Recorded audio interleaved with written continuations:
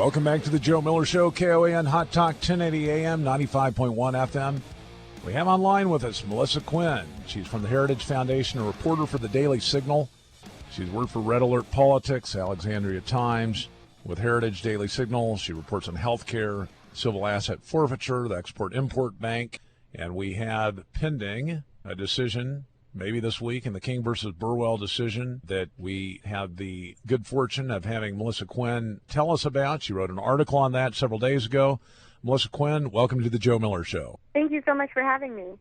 So people hear King versus Burwell, and unless you're really particularly engaged, may go in one ear and out the other. There's not a real recognition to what that means. Could you tell our audience a little bit about this case that's pending before the Supreme Court and why it's important, why we should even be spending time on this radio show talking about it? So King v. Burwell, what the Supreme Court is looking at is whether those consumers who purchased health insurance on the federal exchange, healthcare.gov, are eligible to receive subsidies that are awarded under the law. We heard a lot from the administration about how these tax credits were going to provide a lot of relief for consumers purchasing insurance under Obamacare. But really at issue here is the way that the law is written. It says explicitly that the subsidies are only available to those purchasing insurance on an exchange established by the state. And there are only, I believe, 16 states and the District of Columbia that originally established state-run exchanges. 34 states opted to use the federal exchange healthcare.gov. So at issue really is whether it's legal for the consumers in those 34 states to receive subsidies under Obamacare. And there are a lot of pundits that actually believe that the Supreme Court won't react in an activist way to this, but will actually strike down those provisions, right? Mm-hmm. Yep, and it seems like right now, it's hard to predict exactly what the Supreme Court is going to do. It always seems to be a toss-up, but like usual, a lot of people are looking to Justice Anthony Kennedy as the one who could be the swing vote. But this time they're also looking to Chief Justice John Roberts, given his last opinion on Obamacare, siding with the majority, the more liberal wing of the court, as to which way this is going to go. So it's going to be interesting to see who the deciding factors are. So this effectively could kill Obamacare. I mean, if in fact the Supreme Court strikes down the subsidy provisions, right? Well, the subsidies are one of the main, aspects of the law. And there is speculation that if the Supreme Court does strike down subsidies for those on the federal exchange, so that's ruling against the Obama administration, it really could poke a hole in the Affordable Care Act. And a lot of Republicans now are working to figure out exactly how they're going to respond to the Supreme Court's decision.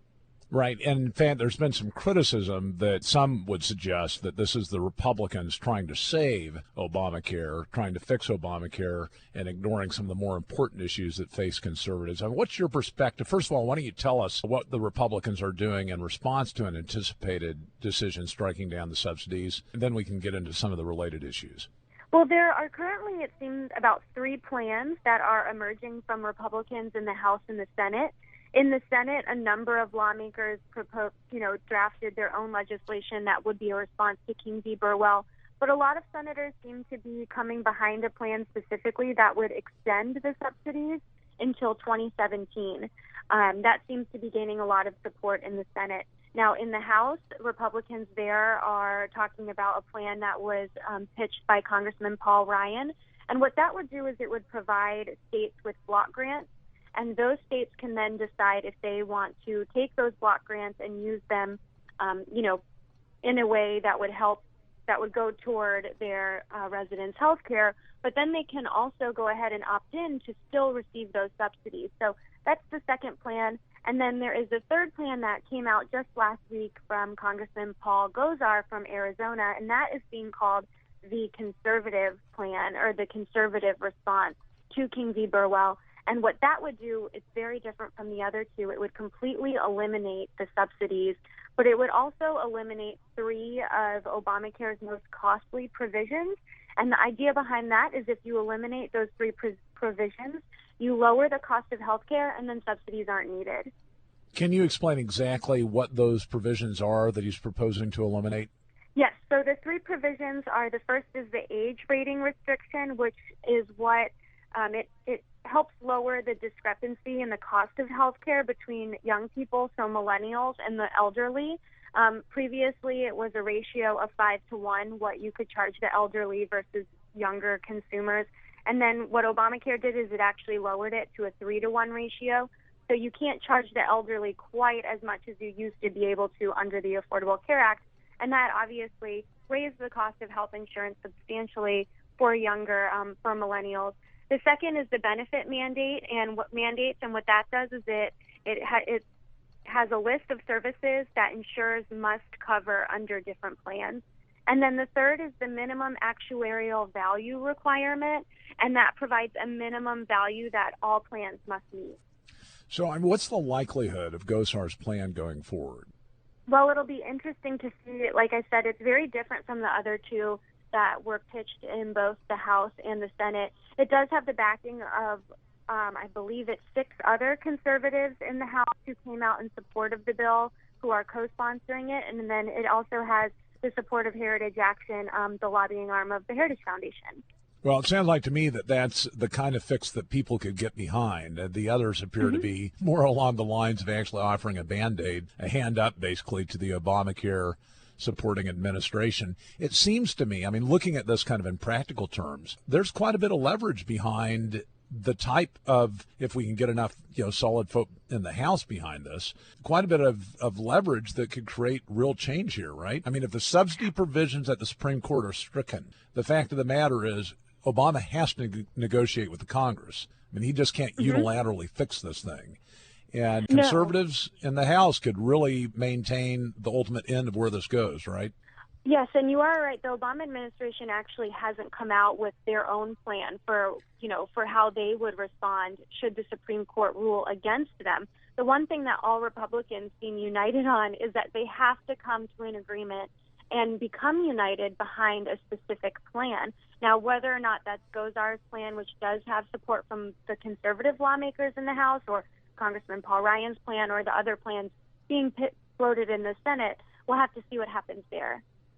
Now, why is it that we seem to think this decision is going to come out this week? Did the Supreme Court, is it just the sequence of oral argument before the court that traditionally a case like this that was heard early is expected out about this time frame? So to my knowledge, there really isn't any rhyme or reason regarding which cases the Supreme Court decides to announce its ruling on.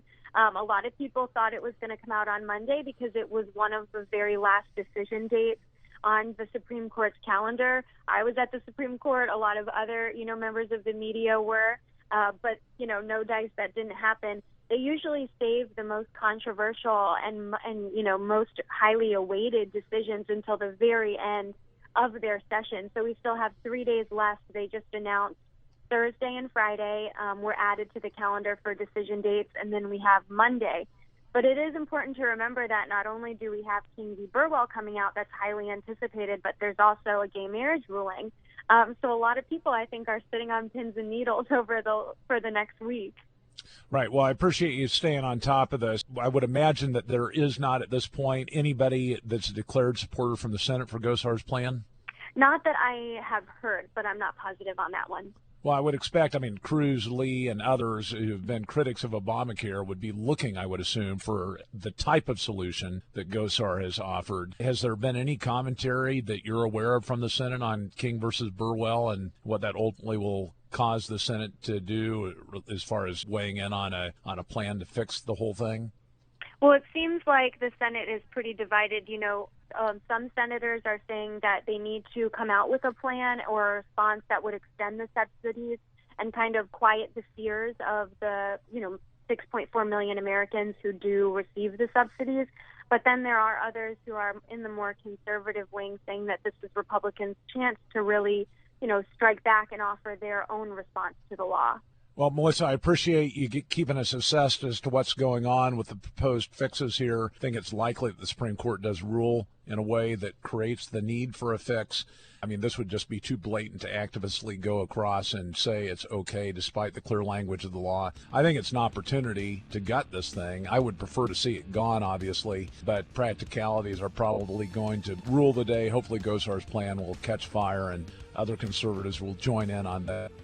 Again, Melissa Quinn with the Daily Signal, Heritage Foundation, thank you for being with us on the Joe Miller Show. Thank you so much. Stay with us. After this, we have some additional news topics that we'll talk about, maybe another guest. We're going to talk about the TPA. Back after these messages, the Joe Miller Show.